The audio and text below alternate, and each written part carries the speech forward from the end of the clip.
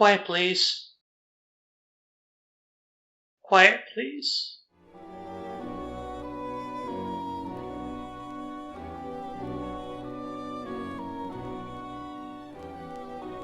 QuietPlease.org presents Quiet Please, which is written by and features Paul Nero. Quiet Please for today is called Interviews in the Afterlife.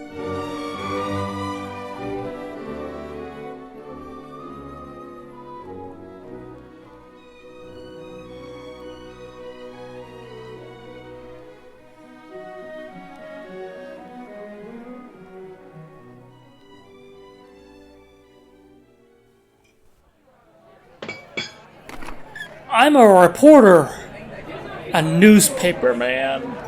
St. Paul Times. Been there 28 years. I know, you thought we're extinct.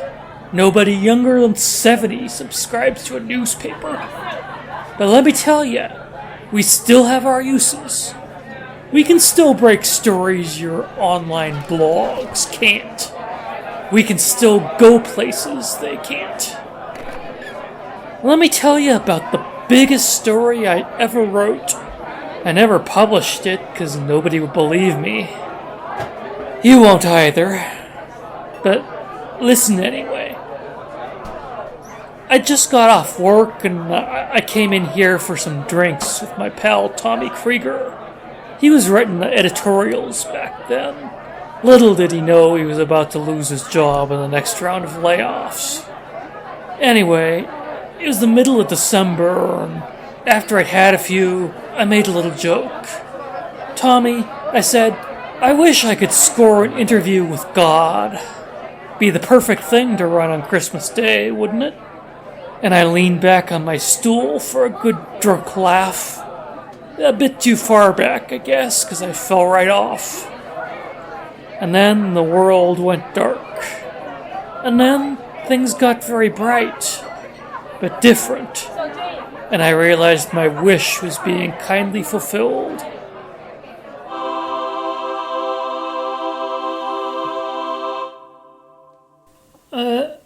Excuse me? Mr. God? Lord? Sir? What should I call you? No formalities here, son. Just God will be fine. Well, God, I'm a reporter for the St. Paul Times. Oh yes, I've read your stories. Really? Wow. Actually, I read everything anybody writes. Omniscience, you know. I was thinking I should ask you the questions I've prepared here, but I guess you already know what they are without my needing to read them off. Could we just start at the top then, please, if you will? Very well. You seem to have a lot of questions, but I've got all the time in the world. I'll just move time back to where it was when we're done. This isn't going to be one of those things where you give the interview and then make me forget it all by rolling back time, is it? Oh, heavens no. I just mean that I'll make time move back for everybody else, not for us. Don't worry if it seems impossible or paradoxical. I do that sort of stuff all the time. Omnipotence, you know. Anyhow, my first question. You want me to prove that I exist. Please, you can't really mean this question seriously now.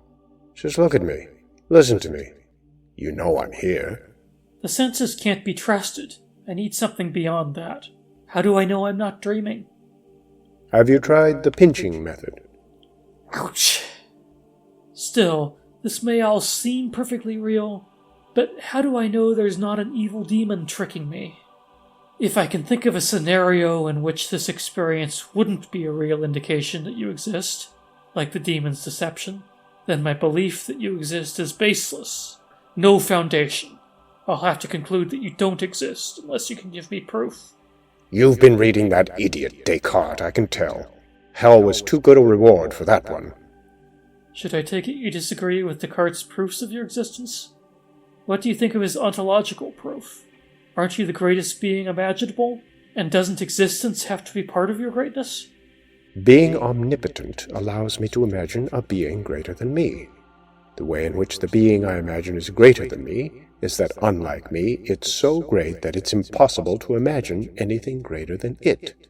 Now, according to my omniscient observations of the universe, this being I imagine does not exist. Case closed. But even if you don't like Descartes' proofs, surely you can show me that it's irrational to doubt your existence. Oh, yes, I can. I think we just saw an example of irrational doubt when you said our conversation isn't enough to convince you that I'm here. Do you regularly hallucinate? Sometimes after I've had too much to drink. Gee, sir. I mean, God. I hope this won't count against me in the final judgment. Think nothing of it. Thanks. Now, my next question was about... Evil. You want to know why there's evil in the world? I hate it when people ask that. May I ask you a question before I answer? Shoot. Excuse me? Sorry, Freudian slip. Well, tell me, what's the least violent and most peaceful and happy and friendly TV show you can think of? Mr. Rogers' Neighborhood? Barney? Teletubbies? Tell me, how do those shows make you feel when you watch them? First bored, then sickened. If I'm subjected to the suffocating cheerfulness for too long, sometimes I start to feel suicidal. Exactly. That's why evil and suffering exist. I see. You give us evil so that we aren't all driven to suicide by the dullness, by the disgusting perfection and happiness. No, you misunderstand. I put evil in the world so that I don't end up driven to suicide. It's hard enough to find diversions to make all eternity interesting as it is without making Earth into a dull paradise. So, do you like it when we kill each other? Does watching genocide give you pleasure? I'm sorry, that may have been a sensitive topic. Moving on to other matters now. How are things in heaven? Have you ever had any problems, discontent people? Post-Lucifer, I mean. Labor issues are omnipresent. There was that strike by the saints a while back. They said I wasn't treating them any better than the billions of regular residents of heaven, and insisted that their position demanded better compensation. Worse yet, most of the angels took their side, insisting that there should be a hierarchy of happiness, with saints and angels kept substantially happier than the common residents of heaven. Were things shut down for a while, or did you hire scabs? I mean, replacement workers. The devil lent me some of his staff. For 2 months I had them answering prayers. As you might expect, it didn't go too well. Our complaints department was really getting stressed out from all the negative feedback it generated. Sounds like a difficult situation. How did you resolve it? Finally, I had to make an example out of their main organizer by sending him to hell. That put them all back to work quickly enough. I'm sure our readers would like to know who's been relocated. Section C, paragraph 12 of this year's God-Devil Labor Agreement specifies that I'm not allowed to release the names of his customers without his permission. If you're curious, just remember to ask him when you meet him. I'm going to meet him? You mean you've arranged an interview for me with him? Oh, yes. An eternal interview. Even worse than this one. Well, let's see. I have just a few more questions left. Are you satisfied with how the faithful worship you? How can they please you better? Every time I've tried to explain, it seems to lead to the likes of plagues and wars and getting nailed to a cross. Even when I write it down in a book, nobody can agree on what it means. I will only say that nobody has come close to understanding what I wanted, so I suggest you all forget it and go on about your business. I'll be fine. I can take care of myself. Down on Earth, as I'm sure you know, people have often pondered the problem of whether you can create a rock so heavy that you can't lift it. What light can you shed on this issue for our readers? Rest assured, I can create such a rock, and then lift it too. See, your many worlds interpretation of quantum mechanics is basically correct, if rudimentary. I use quantum indeterminacy to shift between the universe where I can't lift the rock and the one where I can, and then fuse the two universes so that both are true. I'll take your word for that. Now, what do you feel is your greatest accomplishment? Perhaps the Big Bang? Earth? Human life? What is it? Nitrogen. I don't understand. I wouldn't expect you to. What are your goals for the future? I'll let this universe run its course for a few trillion more years, and then I'll make a bigger one. I feel so confined here. My next universe will have twice as much space-time, but using only half the materials. How would that work? Will it be spread out and mostly empty? No, it'll be 3 times as dense. By switching to a 12-dimension model of superstring, I can create a new type of virtual particle, which will elongate bosons and allow Bose-Einstein condensates to form at a higher temperature, making the universe much more efficient than this one. I'm really looking forward to it.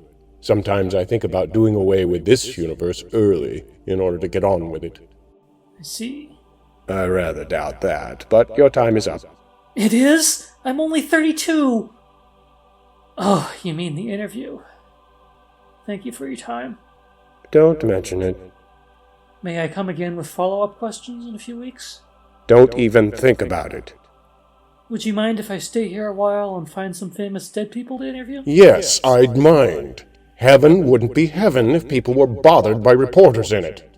You suggested you'd like to interview the devil, though, and I can help you there. Here, I'll get you started with a little kick.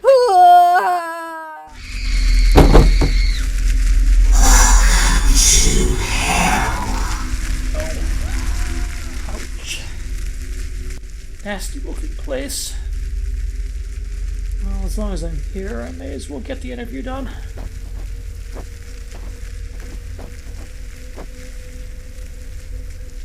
Mr. Devil? I mean, Satan? Lucifer? What should I call you? Just Devil will be fine. Well, Devil, I'm a reporter for the St. Paul Times. Why, oh why do they name cities after saints?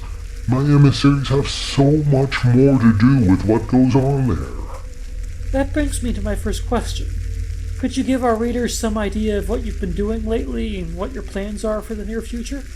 I'm afraid that's classified information. All I can say is that you should expect a number of murders this week and a new war starting within a year. Perhaps you'll also be interested to know that I'm responsible for all the disasters your planet has been experiencing.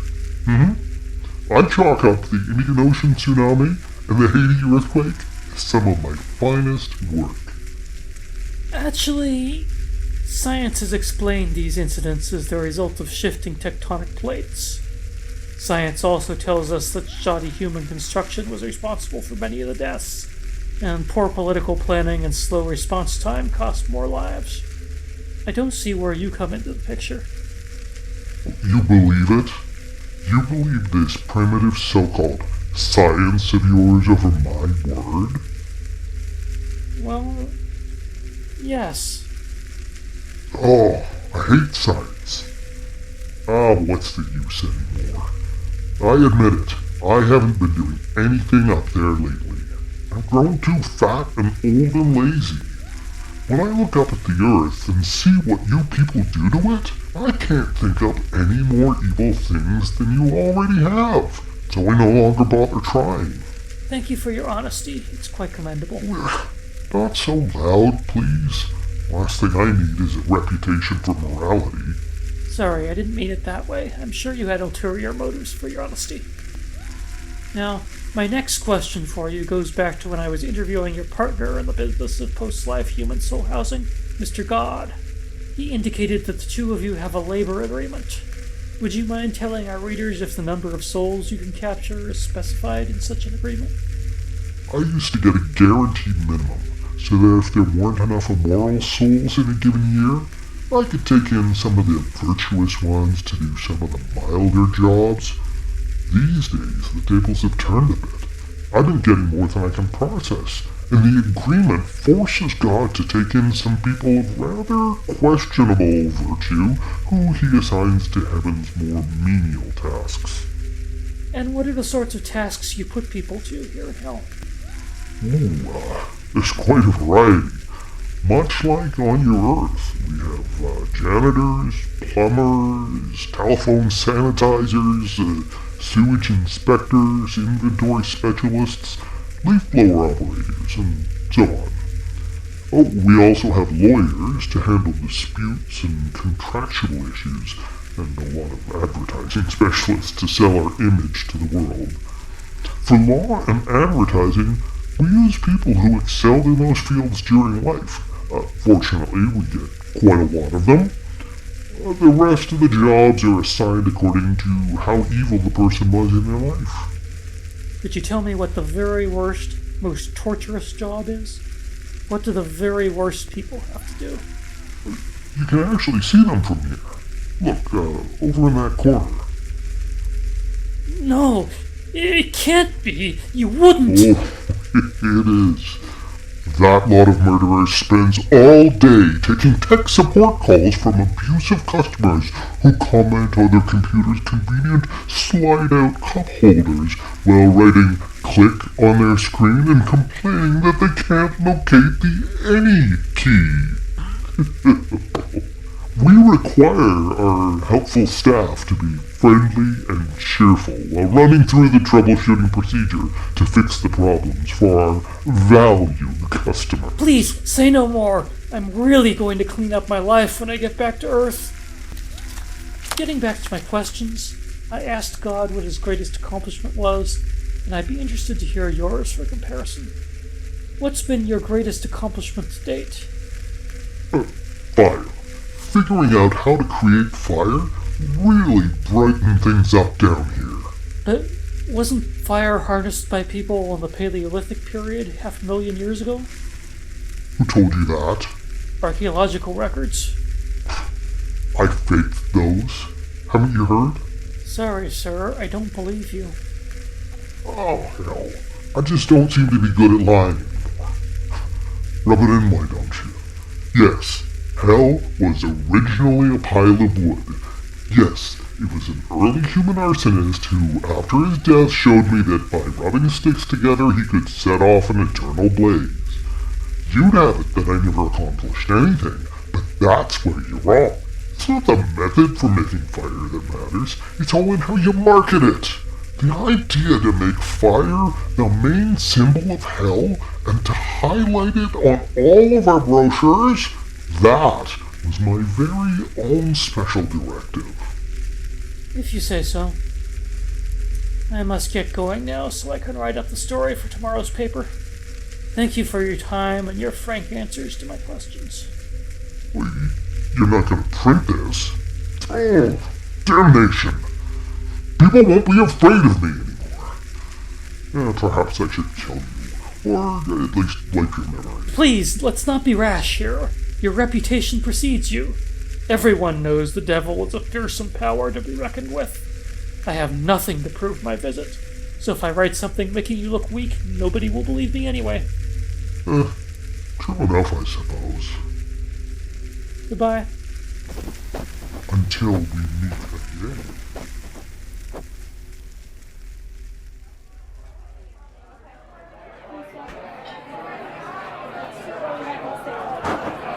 Well, there it is. I woke up with Tommy standing over me and splashing water on my face. Told you wouldn't believe me.